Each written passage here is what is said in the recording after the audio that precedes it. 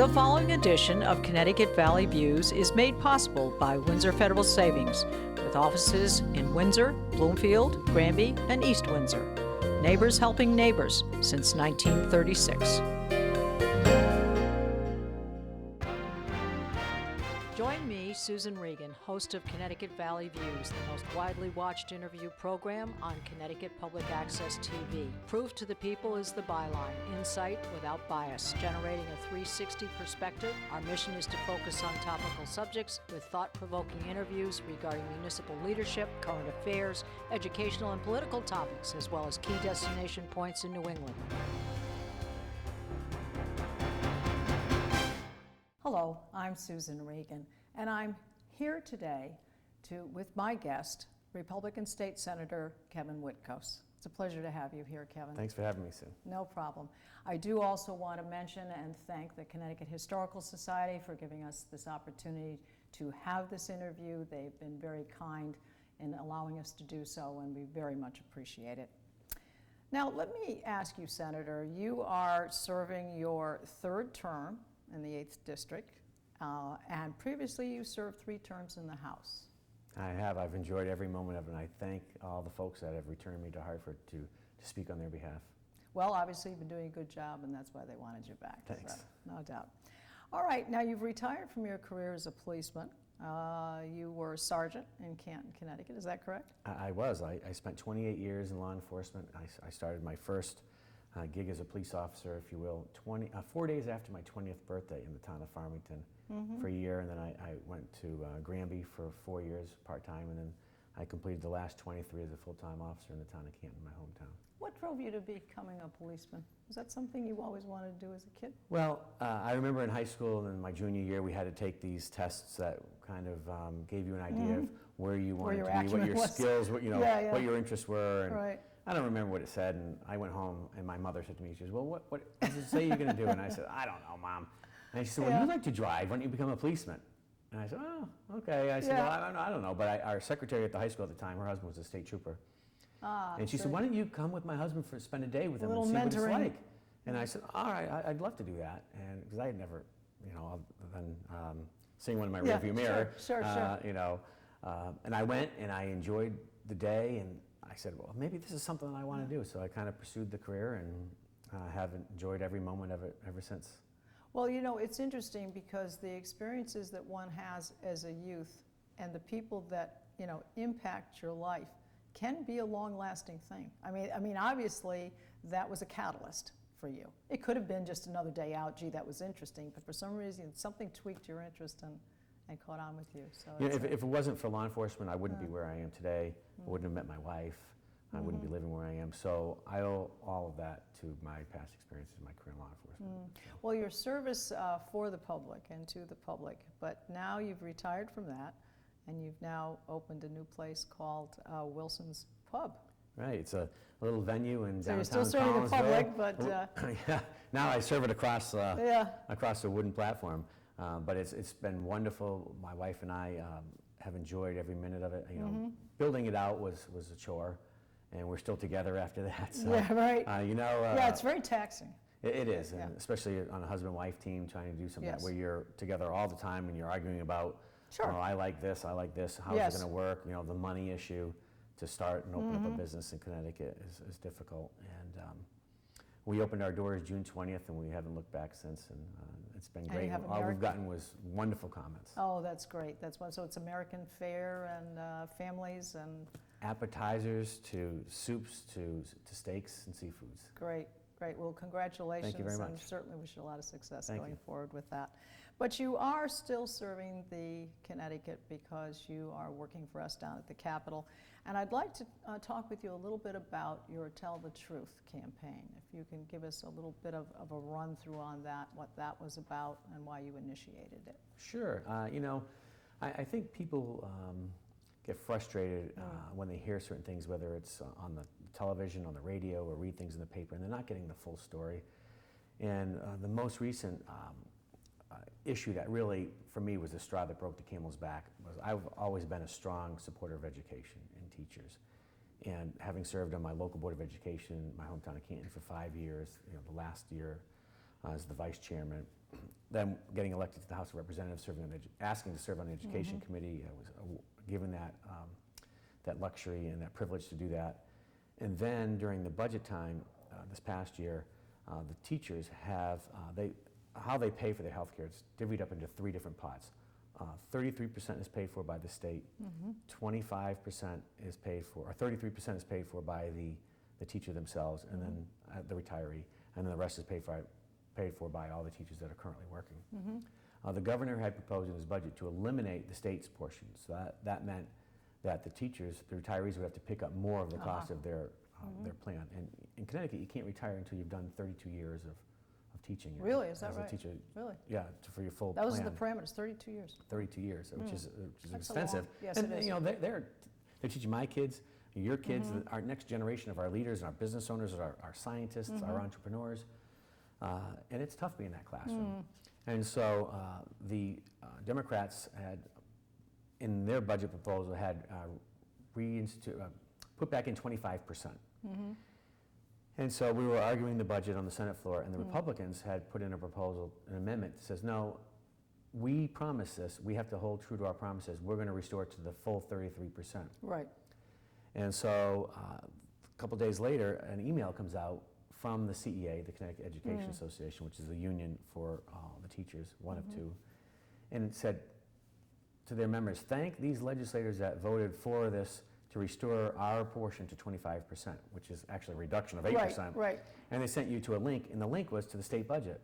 Well, not one Republican voted for the state budget, so I thought it was very disingenuous to say that you're pointing for a state budget, which is, their portion was such a small piece in a $40 billion state budget, that you should have said, well, let's look at the people who supported the amendment to restore 33%, and they didn't do that. And so I said, that's it, I've had it. You know, I was tired of Governor Malloy going on television saying, blaming Governor Rowell, and he inherited this mess. Yeah. Well, most people should realize that the governor can propose a budget. It's the legislature that adopts the I budget. think the magic and then word there gives is it. proposed. Right. The governor, that's all they do. They propose a budget. But the legislature determines what the budget's going to Right, be it for the needs state to of be Connecticut. discussed and thought through and determined and voted on and so forth. So Governor Malloy would be saying, you know, Governor Rowell, the Republican, they've gotten us into this mess. When the fact of the matter is that the legislature has been dominated by the Democrats for the past 22 years, and they have delivered this mess to us. And we knew this was going to happen 4 years ago when Governor Rowell had signed, well, actually she didn't sign a budget. A budget was proposed. We were one of 2 remaining states in the country that didn't have our budget by September. And the Democrats brought forward a budget, and she said, I don't like this budget. We said, the Republicans, that this will be devastating to our economy in the state of Connecticut if you allow this budget to become law. Yes. And so Governor Rowell said, I'm going to allow the budget to become law without my signature. So she refused to sign I it. do recall that. But it became law, and that's what created the financial deficit And that she Governor has a Malloy period of inherited. time, too, she can go back and actually amend or sign, isn't that correct? Correct. There's sort of a she little could window either there. veto or send back or amend certain things. Right. And she did nothing, so it became law in Right. its entirety. And that was the catalyst that created part of the downfall of the Connecticut's economy. And so Governor Malloy did inherit a $3 billion deficit, but that was predicted. We didn't take out a magic ball. That was a known- We crunched the numbers. We knew this was going to happen Right. based on Right. our revenue streams and our spending habits. And so he was right, but he should have blamed the legislature for that. And so that was part of the other one. And you know, I just had it with people blaming other people, not giving the full truth as to what's going on at our state capitol. Because I think our constituency, they're very smart, and they can draw their own conclusions based on all the facts. And you know, I'm the first one to tell in any town halls, I voted against the first 5. I voted for the first 5. And the first 5 program was an initiative by Governor Malloy that says,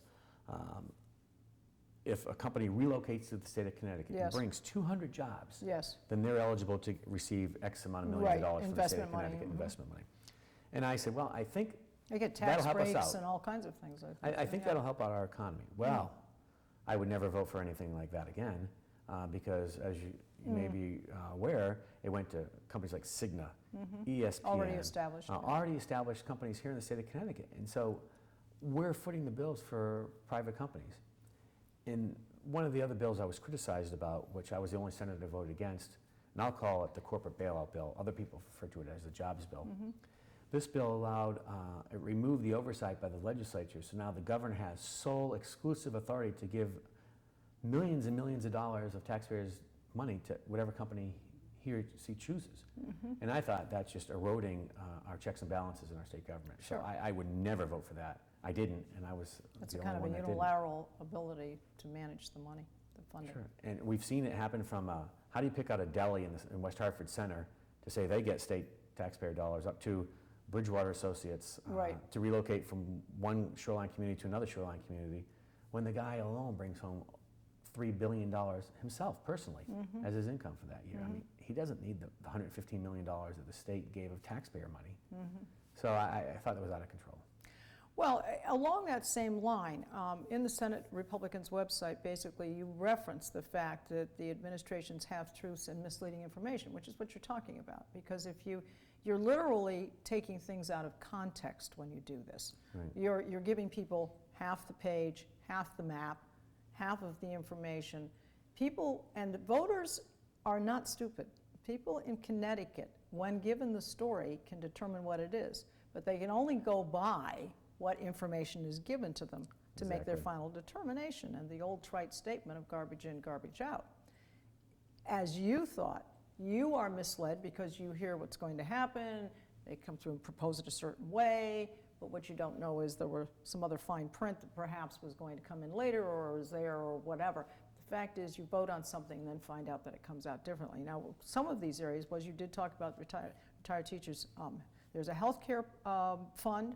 There's the state's budget, the gas tax increase. So is this not, though, might someone not come back to you and say, but this is the political world, this is the way it operates, this is what it does.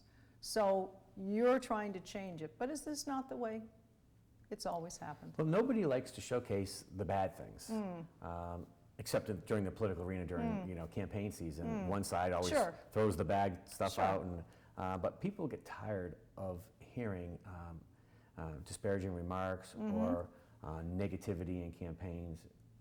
But unfortunately, negativity works in the campaign, and we've all seen it. It fluctuates in the polls. But I didn't want to go just negative. I'm going to just put out the facts, and people can make up their own minds. One of the things, the biggest thing that happened when the Republicans offered our Axe the Gas tax petition, the governor's spokesperson said, well, it's funny that the Republicans are crying foul on a tax that they created, which is so far removed from the truth. I mean, it was an initiative of Governor El Grasso that started that tax back in the 70s. Governor El had offered an increase in the tax for rail car expansion, some highway improvements. We're lucky up in the capital region for what we have in highways. When I go visit friends down the shoreline, I hate driving on I-95. It's such an antiquated highway system. You feel it's dangerous, or? I I mean, you're a cop, so you're used to driving under pretty erratic circumstances sometimes. So. It is dangerous. Yes. The lanes are tight. You have the Jersey barriers down the middle. Right. A There's lot of not exit, entrance, ramps. too very many, close. and there's too many distractions. Yes. Sightline distractions. Yes. So I think it's a very dangerous highway, and it's not very accessible. And there's long distances in between exits. So if you have a crash, you can't easily get off and reroute yourself to some Sure. other way. And that's Right. a major thoroughfare from Boston down to New York City. And you would think our economy would be doing a lot better, sandwiched in between two huge metropolitan areas, but we're the struggling, we're the black sheep of the But of the someone cities. should have lessons learned here with making new highways, So if 95 is not good, don't build another one that way, but they seem to end up sometimes. Yeah, They don't fix them, or they don't create new ones that don't avoid these same issues. Well, we try to do mass transit, and mass transit's a good thing, but listen to the people. People want their own cars, so. Their own cars, Yeah. but when we start funding things like the fast lane bus, Connecticut Fast Track The from New Britain to right, yeah, Hartford, Yeah. Bus line, I forget what it is, $962 Some people an throw their inch. dog in there, and I mean, there's people another person. really, that requires, in order to keep it at an $8 million funding source, 14,000 riders a day to go from New Britain to Hartford. I don't see that happening. I just don't see that happening. No. It does seem as though there needs to be some proof of some kind that there will be this number of people. And some of the retail shops around the busway are not there. They're not going to be there around the new busway that they're creating. The retail shops and buildings that they thought have pulled out, feeling that there won't be enough traffic to support them. Well, I think we become, especially in New England, we're creatures of habit. We like things the way they are, and we're really resistant to change. But sometimes change, if it's well thought out, can be a good thing. But I don't see a bus line as a good thing. If maybe if we used more of a modern technology, where you had a monorail system or an elevated platform that you ran along stretches of Route 44 or Route I-84 with multiple stops, and you had almost like a subway system, Yes. but have a platform system. Sure, Maybe like that New would York. work. Yeah. And the cost of it's cheaper, cleaner. I think that people would ride on it just to see what it's like. And then you have to build out in the city, have entertainment, because you're not going to get young people to move into, or people to go into a city that there's nothing to do. It has to be safe. A lot of young people are leaving Connecticut because they don't even see the opportunities for a job, so let alone them being the ones that are going to utilize it. We call it the brain drain. They get out of college and they don't want to stay here. Or if our kids go off to college in another state, they want to stay in the state that they're in, where they graduate from. I think people want to see results. I mean, there could be a lot of sausage making going on. At the end of the day, it's the result as to what actually happened. Right. And the fact of the matter is that people are constantly concerned with the fact that they're not being listened to. A lot of people will hear what's going on, make their voice heard, try to make their voice heard, and they're not. And I think the results oriented, if it isn't going to impact my street, I don't care. If I'm going to find out the gravel pit's going to be just down the road from me, I've got a problem with it. Right. And I think a lot of times they don't find out until the last minute, and then suddenly they understand why the other person was complaining so much. So I think that's part of it too. Well, some of the things, like I say to folks, they say, why are you going around to the state talking about your Tell the Truth? I said, well, what I do as a policymaker up in the Capitol building in Hartford affects every resident in the state of Connecticut. It doesn't just affect folks in the 8th That's Senatorial right. District If that it's I not represent. you directly, someone in your family, perhaps. Right. Or just, we're all paying for things. Yes. Most recently, I shared with you off camera, was the Finance, Revenue, and Bonding Committee met a couple weeks ago to approve a special kind of funding financing for the Bass Pro Shops down in Bridgeport, Connecticut. Right. Now, it's $22 million of taxpayer money. Now, some would say, well, Kevin, that would be an easy no vote for you, because why do you care what happens in Bridgeport? Well, I do care what happens in Bridgeport, because they are a large receiver of state money already. So if we can try to boost up the economy in Bridgeport, get more people working in Bridgeport, then hopefully that'll lessen the burden of all the taxpayers in the state of Connecticut, because then they won't be looking for, their handout. Yeah, it's all for one and one for all. Exactly. I mean, it's one state, and one impacts the other. And if some towns are failing, other people's taxes may increase to take care of them.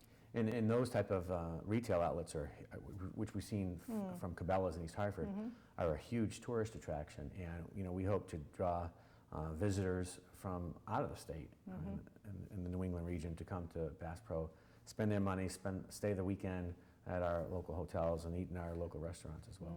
Just as a side comment, Cabela's, I have noticed that where they used to, I think, feature their gun offerings, they're not putting an emphasis on that because of all the gun issues in Connecticut. So I think that may be a corporate decision not to do that, but that's the way it appears to me. Well, I might have to disagree with you respectfully on Sure, that one, of only course. because during the hearings, I sat on the gun safety prevention subcommittee on that big gun bill, Yes, I'll yes, say. yes. And Cabela's was a sponsor of folks that wanted to come and testify at the hearing, that they would provide transportation buses to drive. You could leave your car in the parking lot at Cabela's, and they paid for buses all day long good. to transport people to Connecticut, to the state capitol to testify. And over 2,000 people submitted testimony on that one particular subject matter. So it's a large part of their inventory, maybe a little bit low-key on the commercial advertisement. And I think that's out of respect too. Sure. I do believe that. I think that's a corporate decision. Something happens that close to home, you have to recognize it, I mean, no matter what everybody- side you take. Sure. And everybody, that was a tragedy that occurred down in Newtown, and hopefully it will never happen to any other school in our country. Well, as I said, that's the kind of thing you don't understand until it happens in your town, Right. but everybody can identify with children. Sure. All right, well, let's talk about Healthcare Exchange. Kevin Witkos, who's the CEO of the Healthcare Exchange, he's been working hard with his team to make things open up shop October 1. What do you think the impact will be on businesses and families and individuals and even our economy? I mean, obviously he's trying to constructively put together, and in fact has got navigators that are there to help people determine what they're going to do. They have outreach stores, as it were, that they're opening. I believe one's in New Haven, maybe one in Waterbury, so that they don't all have to come to Hartford. Right. So what's your feeling? Do you think it's going to work for Connecticut or not? Well, I think that if it's going to work for a state, it'll work for Connecticut. We have a great leader in Kevin Witkos to drive Access Health Connecticut or Connecticut Health. Access Health Access Health Connecticut. Connecticut. Okay, Access Health Yeah, Connecticut. no, they changed forward. it, so it's hard the to name's changed a grapple couple with times. it. Yeah. And you know, at some point, every state was told by the federal government, either you develop your own, Yeah. or we're going to Be give you dictated to. ours. Yeah, and so, you know, I supported the creation of Connecticut's Health Insurance Exchange Program because I Okay. felt, being the former insurance capital of the world, we have experts all around us, right here in our capital city, that could provide us the guidance and the leadership that we need to create a program where folks can obtain health care. Yes. And there's a lot of challenges ahead of them, and cost is one of them. Yes. You know, Well, the employer thing of not having, the employers not being responsible and now falling on the shoulders of the individuals, that was a big switch. But how will you make it affordable? You know, in the legislature, one of the problems that we have in Connecticut, why our health care is so expensive, is we have some of the highest number of mandates on our health insurance policies than any other state in our country. And I'm not sure that the Health Insurance Exchange Program has the ability to not require the same type of mandates that we in the state already mandate on. I'd like to go back and fix that this next legislative session. I think that will drop the cost of health care in our state. But imagine, you know, people say, well, Kevin, you know, you're a Republican. You don't like all these mandate things. You know, you don't care about health care. I do. That's something that, you know, you almost can't live without. One little incident, one trip to the emergency room, Bankrupt thousands the of whole- dollars. yes. And folks that unfortunately have an illness or something happening in their tragedy in their family, they're bankrupt from one incident. No, you're right. $500,000. How can you recoup from something like that? So I almost personally feel it's something that we've got to be able to do to provide, give people the avenue to get insurance, and then make sure you get it. Well, I think one of the things is it needs to be tailored to your particular family, because in some families, you know, they're paying a higher premium because they are taking care of a lot of things that may not be necessary in their family, covering things that may not be a necessity. So I think people are hoping that it will be tailored to what they need and that they can find within the gold, bronze, silver levels that they have, that will be there. But I do know that Kevin has been working hard. I do agree with you. I think that and we're all interested in having health care. There's no question about that. Sure. Well, Connecticut's moving forward. You know, I can't speak for Washington. They are fighting on Capitol Hill right now about defunding what's called Obamacare. How will that impact what we're doing in the state remains to be seen. But healthcare has and always will be an issue, from Medicare, Medicaid, right on down, and that's an issue in our state where the funding for hospital care. Well, I think also the well. fears are, will there be money taken out of Medicare to, you know, to supplement the cost of Obamacare? And I think people are also saying, okay, maybe I can afford it now, but will the premiums go up? And I think it's all the what ifs. Those are the scary things. And so as we progress through this thing, hopefully those things will be addressed. All right, well, you also talked about some of your articles that you've written. You talk about jobs growing, but more slowly in some states. We've lost 27,500 jobs since 2010. And do you think this is because the taxes on the businesses are moving out of state, or being wooed out of state by other states? Or do you think the private sector is just being outweighed by the public sector jobs? I mean, or is it all? Well, I was going to say, I think it's a combination of Right. everything, and that starts at the local level. A new business trying to come in, going through land use boards, you know, inlands, wetlands, zoning, planning. It takes forever to get your project, just before you put a shovel in the ground, approved. And then you've got all the state regulation and requirements. just to start a business. We want businesses An to come to Connecticut. entrepreneurial thing, sure. You pay a tax just Right, to start, file with the You've Secretary had of State. that experience. I got to share with you, I didn't realize that we can tax the open airways. As we talked about, I have a pub in Right, Collinsville, and right. so I'll just turn on the radio and we play music in the background. I right. said, well, we have to pay an entertainment tax. I said, well, not if I turn to a radio station. She goes, if you have music piped into your restaurant. Really? Is that you pay an right? entertainment tax. I said, this is ridiculous. Yeah. And she said, well, this is the state of Connecticut. So, Holy smokes. when you're dealing with those types of things, I mean, Yeah. and they're so Well, that's what I mean about the fine print, They're minimal taxes, so they're more of a nuisance. So now we hired a firm to make sure they coordinate that and pay that. It's $25 a year. It's negligible. Yeah, but the they fact that add you have up. to do it and Yeah. that you wouldn't even know about it, and what happens if you had to pay a fine? Yeah. I think the state, if we took all these nuisance taxes and made them go away, maybe we can entice businesses to come to the state of Connecticut. And there's a reason why businesses are moving to South Carolina and to Texas and to Florida. We have the best weather here. We may get a nor'easter, Yeah. but within 48 hours, generally it's cleaned up. Right. We don't have tornadoes, earthquakes, mudslides, hurricanes yeah. that come all the way up into our state. We're in between two huge metropolis, Boston and New York City. We're perfectly situated. Our climate's great. Our schools are great. So why wouldn't people want to come to Connecticut? It's because of the climate that we've created. And the old adage holds true that government shouldn't create jobs. It should create the climate that private businesses Yeah, create that jobs. allows them to grow. And the jobs that we're growing are government jobs. Sure, sure. And that's not... And encourage our young people to stay here. They get well educated Absolutely. here. We don't want them to leave. All right. Along the same lines, CBIA in its 12th annual survey of business revealed that 80% of the 377 companies who responded had a negative or somewhat despondent opinion of that. So I think that kind of follows through on it. One thing I wanted to ask you about, two things actually before we finish our talk, and one of them is about Keno. And I know you're against that. You feel that that's bad. Is that destructive because it's dangerous, or people are using discretionary funds? It's an addictive game, and they're going. Well, first of all, it went through the vetting of the public hearing in the legislature. It was snuck in at the last minute. Right. Even the chairman of the committee that oversees Keno wasn't aware of it, and that's generally kept in the inner cities. Yes. Over 1,000 locations, and Yes. it's instantaneous. So it will roll up basically on the TV, Right. and the addictiveness of that are the folks that can least afford it. And just to assume that that's going to create $33 million for the state of Connecticut in revenue, where did that number come from? Yeah.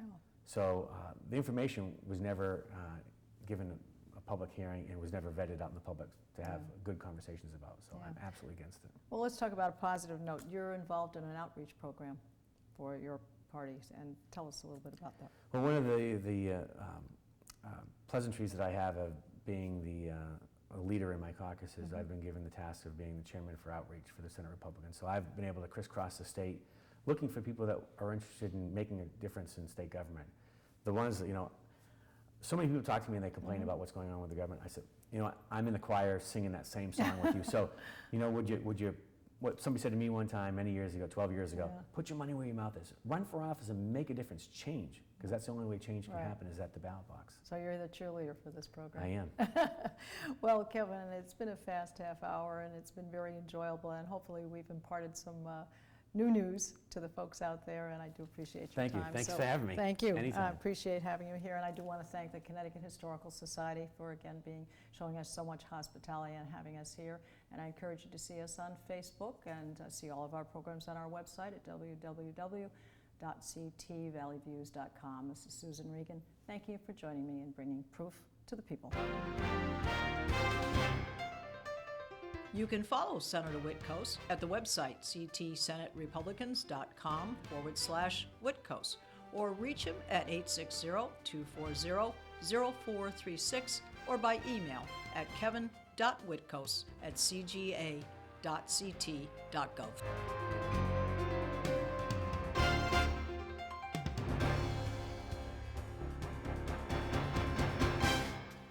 Our thanks to Windsor Federal Savings for making this program possible.